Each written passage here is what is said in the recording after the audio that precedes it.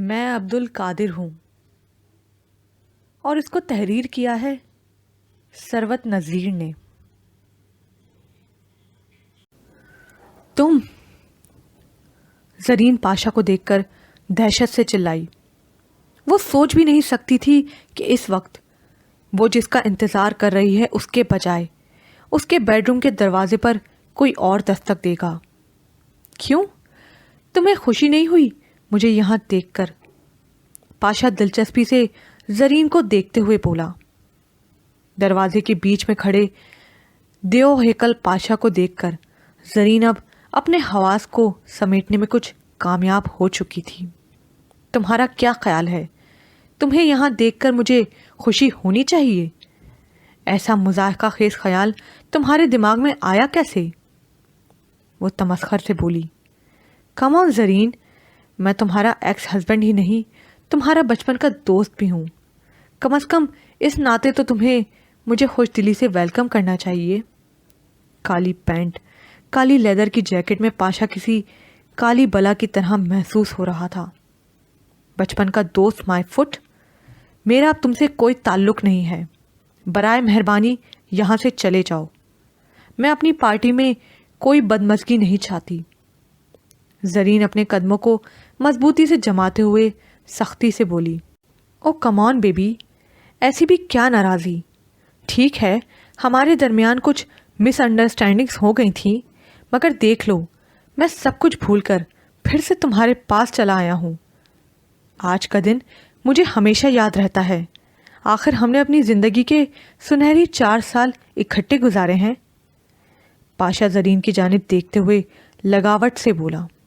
سنہری 4 سال؟ کیا کہا تم نے؟ سنہری 4 سال؟ وہ میری زندگی کا بھیانک دور تھا، کسی نائٹ میئر کی طرح، اور میں اس کو بھول جانا چاہتی ہوں۔ مجھے تم سے، زرین گھراتے ہوئے بولی۔ چلو بھول جاؤ، میں بھی بھول جاتا ہوں۔ ہم دونوں اس دور کو بھلا کر ایک نئی شروعات کرتے ہیں، نئے سرے سے۔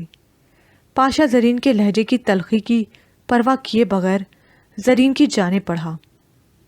دیکھو پاشا، وہ سب کچھ اب ختم ہو چکا ہے، میں اب مزید تمہاری باتوں میں نہیں آؤں گی۔ تم پلیز یہاں سے چلے جاؤ۔ کیا ہو گیا ہے زرین ڈارلنگ؟ اتنا غصہ؟ وہ بھی آج اتنے خوبصورت دن؟ اور زرین تم آج لگ بھی بہت خوبصورت رہی ہو، بالکل ٹیولپ کے نازک پھول کی مانند۔ پاشا نے زرین کے بازوؤں کو اپنے موٹے موٹے ہاتھوں میں تھام لیا۔ زرین کو پاشا سے بے حد ناگوار بو اٹھتی محسوس ہوئی۔ اس کا گھنگریالے الجھے ہوئے بالوں والا سر، چہرے کے کرخت نقوش میلے موٹے موٹے ہاتھ، زرین کو پاشا کے پورے وجود سے گھن آ رہی تھی۔ وہ حیرانی سے اسے دیکھنے لگی۔ کبھی یہی وجود اس کو مردانہ وجاہت کا شاکار لگا کرتا تھا۔ زرین نے جھٹکے سے اپنے بازو اس کے ہاتھوں کے شکنجے سے چھڑائے۔ چر چر کی آواز آئی اور بازو کا نازک شیفون کا کپڑا پھٹ چکا تھا۔ اپنے اتنے قیمتی لباس کا حشر دیکھ کر اس کی آنکھوں میں خون اتر آیا۔ یو باسٹرڈ، ذلیل کمینے، دفع ہو جاؤ یہاں سے! وہ نفرت اور غصے سے چلائی۔ دفع ہو جاؤں؟ کیوں دفع ہو جاؤں؟ پاشا جارحانہ انداز سے زرین کی جانب بڑھا اور اسے دوبارہ سے بری طرح دبوچ لیا۔ اس لیے کہ تم نے نیا شکار پھانس لیا ہے؟ یو بچ! سب جانتا ہوں میں، تم کیا کرتی پھر رہی ہو۔ آئی نو ایوری تھنگ۔ وہ انگلینڈ پلٹ امیر ماں باپ کا اکلوتا بدھو، تم اسے بیوقوف بنا سکتی ہو مگر مجھے نہیں۔ تم سے مطلب تم کون ہوتے ہو مجھ سے سوال جواب کرنے والے؟ تمہارا مجھ پر کوئی حق نہیں، میں جو کچھ بھی کروں تمہیں اس سے کیا؟ وہ پاشا کی مضبوط گرفت میں کسمساتے ہوئے بولی۔ ایسی بھی کیا اجنبیت؟ چاہے مجھے اب کوئی حق ہو یا نہ ہو، مگر اتنی پاور مجھ میں ہے کہ تم سے ساری رقم سود سمیت وصول کر لوں۔ انڈرسٹینڈ؟ پاشا زرین پر اپنی گرفت مزید مضبوط کرتے ہوئے اس کے چہرے پر جھکے جھکے بولا۔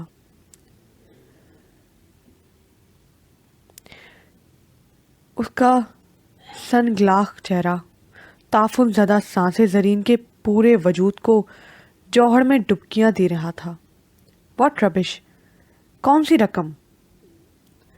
زرین بوکھلا کر بولی، وہی رقم جو تم اس الو کے پٹھے کی ماں میڈم میرا صدیقی سے وصول کر رہی ہو۔ پاشا تمسخر سے بولا، تم کیا بکواس کر رہے ہو؟ میں کچھ نہیں جانتی۔ زرین کے لہجے کا کچا پن بتا رہا تھا کہ وہ پاشا کی معلومات سے بری طرح گھبرا گئی ہے۔ وہ اس کی آنکھوں میں پھیلی ہوئی بے چینی سے محظوظ ہوتا رہا۔ میاں بیوی کا رشتہ بھلے ہی ختم ہو گیا ہو، مگر دوستی، اس کا رشتہ ختم نہیں ہوا۔ ہم دوست ہیں۔ تم کیا اپنے دوست سے بھی اب چھپاؤ گی؟ پاشا زرین کے رخسار کو اپنے موٹے سے ہاتھ سے سہلا کر بولا۔ زرین کو یوں لگا جیسے کسی نے اس کے منہ پر کالک مل دی ہو۔ ایک یوں کسی بھی وقت آ سکتا تھا، اور اس کے آنے سے پہلے زرین کو ہر حال میں اس قابل نفرت شخص کو میٹھے بولوں سے بہلا کر دفان کرنا تھا۔ دیکھو پاشا، میرے گیسٹ آنے والے ہیں، میں کسی دن تم سے خود ملنے آؤں گی، پھر تفصیل سے بات کریں گی، ابھی تم جاؤ۔ وہ اپنے آپ کو پاشا کی گرفت سے نکالتے ہوئے نرمی سے بولی۔ اس کا بے داغ اجلا سفید لباس پاشا کے ہاتھوں میں آنے سے عجیب داغدار سا ہو رہا تھا، جیسے کوئی گریس سے بھرے ہوئے ہاتھ سفید رومال سے صاف کرتے۔ ایسی بھی کیا جلدی ہے اس خوابناک ماحول میں، اور تمہارے جیسی قیامت کے ہوتے ہوئے کس کافر کا یہاں سے جلدی جانے کو جی چاہے گا؟ پاشا نے آگے بڑھ کر میز پر رکھی بوتل اٹھا لی۔ دیکھو پاشا، میرے گیسٹ میرا انتظار کر رہے ہیں، اب تم جاؤ۔ زرین پر اب گھبراہٹ طاری ہو گئی تھی۔ او کم آن یار، میں نے بھی تو برسوں تمہارا انتظار کیا تھا، اور آج موقع ملا ہے تو یوں ہی پیاسا ہی لوٹ جاؤں۔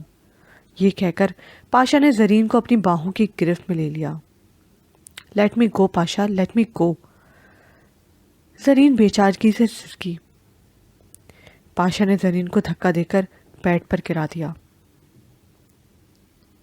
آج بہت برسوں کے بعد اس نے بلیک سوٹ پہنا تھا۔ وہ کچھ دیر آئینے کے سامنے کھڑا رہا۔ گمسم برسوں پرانی کھلکھلاتی ہنسی اس کے ارد گرد گونجنے لگی۔ تمہارا سوٹ بہت اچھا ہے کیوں، مگر تم پر کچھ عجیب سا لگ رہا ہے۔ تمہیں مجھ پر سوٹ اچھا نہیں لگا؟ میں اب کبھی سوٹ نہیں پہنوں گا۔ اور پھر اس نے کبھی سوٹ نہیں پہنا۔ کتنے مواقع آئے مگر وہ سوٹ پہننے سے احتجاج برتتا رہا، بلا وجہ، نادانستہ، یوں ہی بے سبب۔ اور آج اسے محسوس ہوا کہ بعض جذبے انسان کے اندر اس طرح جا کر چھپ جاتے ہیں کہ انسان کو خود بھی معلوم نہیں ہو پاتا، اور پھر کسی دن وہی جذبات اس کو جھنجھوڑ کر رکھ دیتے ہیں۔ اس نے زرین کے کہنے پر یہ سوٹ پہننا چھوڑا تھا، اور آج پھر زرین ہی کی فرمائش پر وہ سوٹ پہن کر جا رہا تھا۔ اس نے کوٹ کے بٹن بند کیے، گاڑی کی چابی اٹھائی اور کمرے سے باہر نکل آیا۔ سیڑھیاں اتر کر وہ لاؤنج میں آیا تو 8 بج رہے تھے۔ میرا آج کل ایگزیبیشن میں مصروف تھی اور آفس سے دیر سے آتی تھی۔ خان سامہ جی، میں ڈنر پر جا رہا ہوں، کچھ دیر ہو جائے گی مجھے۔ ممی فون ریسیو نہیں کر رہی ہیں، جب آئیں گی تو آپ پلیز ان کو بتا دیجیے گا۔ اس نے کہا، جی اچھا۔ ویسے بابا، آج آپ بہت ہینڈسم لگ رہا ہے۔ خان سامہ جی شفقت سے بولے۔ تھینک یو خان سامہ جی۔ وہ ان کی بات پر مسکرا دیا۔ وہ ڈرائیو وے پر آیا تو ہلکی ہلکی بوندا باندی ہو رہی تھی۔ وہ جلدی سے گاڑی میں بیٹھ گیا۔ گاڑی بڑی سبک رفتار سے زرین کے فلیٹ کی جانب گامزن تھی۔ راستے میں اس نے پھولوں کا بوکے لیا۔ بارش آہستہ آہستہ تیز ہوتی جا رہی تھی۔ پارکنگ ایریا میں اس نے گاڑی لاک کی اور پھولوں کے بوکے کو اپنے سر پر رکھ کر تقریباً بھاگتا ہوا بلڈنگ میں داخل ہوا، مگر اس تیزی کے باوجود کپڑوں پر کچھ چھینٹے پڑ گئے تھے۔ اس نے ہاتھوں سے اپنے کپڑوں کو جھاڑا اور تیزی سے فلیٹ کی سیڑھیاں چڑھنے لگا۔ زرین کے فلیٹ پر پہنچ کر اس نے دروازے پر بیل کی۔ اندر سے تیز میوزک اور لوگوں کی ملی جلی آوازیں آ رہی تھیں۔ کافی دیر کے بعد عبد القادر نے دروازے پر ہلکا سا دباؤ ڈالا تو دروازہ کھل گیا۔ چھوٹا سا کوریڈور عبور کر کے وہ ایک جدید اور وسیع لاؤنج میں کھڑا تھا۔ دھیمی روشنیوں والا لاؤنج بے حد آرٹسٹک انداز سے سجا ہوا تھا۔ لاؤنج بالکل خالی تھا۔ عبد القادر ہاتھوں میں بکے پکڑے کچھ دیر منتظر نگاہوں سے ادھر ادھر دیکھتا رہا۔ تبھی اسے بیرا نظر آیا۔ وہ کچن کی جانب جا رہا تھا۔ ہیلو، مس زرین کہاں ہیں؟ عبد القادر نے بیرے سے پوچھا۔ میڈم ادھر اس روم میں ہیں، آپ پلیز ادھر چلے جائیں۔ بیرے نے زرین کے بیڈ روم کی طرف اشارہ کیا۔ عبد القادر آہستہ آہستہ قدم اٹھاتا اس نیم تاریک کوریڈور تک آ پہنچا جس کی دائیں جانب زرین کے کمرے کا دروازہ تھا۔ عبد القادر نے دستک کے لیے ہاتھ اٹھایا، مگر اندر سے آتی ہوئی آوازوں نے اسے دستک دینے سے روک دیا۔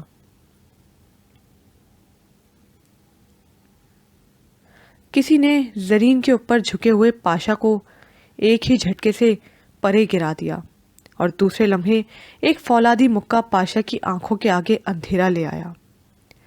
سہمی ہوئی زرین بیٹھ کے کونے پر دبک گئی تھی۔ خوف، شرمندگی، ندامت سے اس نے اپنی آنکھیں بند کر لی تھی۔ اس کا دماغ معاف ہو چکا تھا۔ کانوں میں سائیں سائیں کی آوازیں آ رہی تھیں۔ اس کا پورا بدن لرز رہا تھا، خوف سے، شرمندگی سے، کرب سے۔ زرین کو آج پہلی بار اپنی برہنگی کا شدت سے احساس ہو رہا تھا۔ آج اس کے خیالات، احساسات، اس کی سوچ بھی اریاں ہو گئی تھی۔ وہ چھپ جانا چاہتی تھی، کسی پردے کے پیچھے، کسی رشتے کی اونٹ میں، کسی مہربان کی آغوش میں، کسی دیوار کی اونچائی کے پیچھے۔ وہ کپکپا رہی تھی، وہ لرز رہی تھی۔ اس نے شدت سے چاہا کہ کوئی اسے ڈھانپ دے، اور پھر اس کی چاہت کو زبان مل گئی۔ اس نے اپنی پلکیں اٹھائیں، وہ گہری سبز آنکھیں آنسوؤں کی جھیلیں بن گئی تھیں۔ ایک یوں اس کے سامنے فرش پر گھٹنوں کے بل بیٹھا تھا اور اس کا کالا کوٹ زرین کے وجود کا احاطہ کیے ہوئے تھا۔ اس نے کچھ کہنا چاہا مگر اس کے ہونٹ لرز کر رہ گئے۔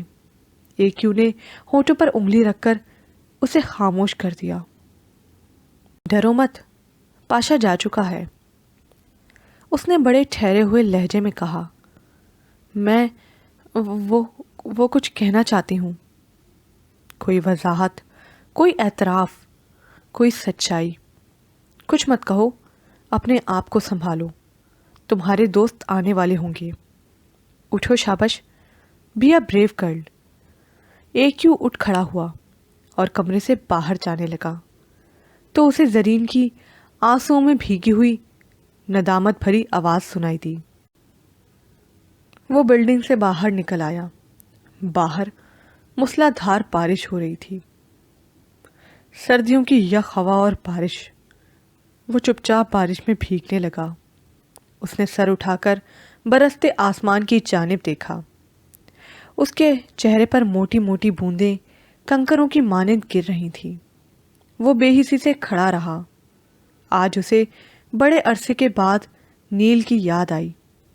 وہ بھی اپنا کوٹ اس کے لاؤنج میں چھوڑ کر لندن کی خنک بے حد سرد فضا میں گم ہو گئی تھی۔ جب آپ کے اندر بھسم کر دینے والی آگ برپا ہو جائے تو باہر کی ٹھنڈ سے کوئی فرق نہیں پڑتا۔ آج اس نے جانا کہ تب نیل کو بھی ہڈیوں میں اتر جانے والی ٹھنڈ سے کوئی فرق نہیں پڑا ہوگا۔ وہ دھیرے دھیرے چلتا ہوا کار تک آیا۔ گاڑی میں بیٹھ کر اسے احساس ہوا کہ بارش صرف باہر ہی نہیں ہو رہی تھی۔ نہ جانے کب تک وہ بے سبب بارش میں لاہور کی سڑکوں پر کار کو لیے گھومتا رہا۔ وہ اپنے اندر کی بارش کے تھم جانے کا انتظار کر رہا تھا، جس کی شدت میں کمی نہیں آ رہی تھی۔ جتنی بار اس نے اپنی آنکھیں صاف کی اتنی بار بند دروازے کے اندر سے آتی ہوئی پاشا اور زرین کی آوازوں کی گونج نے سیلاب کے آگے بندے گئے بند کو توڑ ڈالا، اور پھر ایک سسکتی آواز نے اس سیلاب کا رخ موڑ دیا۔ I am sorry AQ, I am sorry AQ, I am sorry AQ, I am sorry AQ, I am sorry AQ, I am sorry AQ, I am sorry AQ, I am sorry AQ۔ اسے یوں لگا جیسے طوفان تھم گیا ہو، بے حد سکون اس کے اندر اتر آیا تھا۔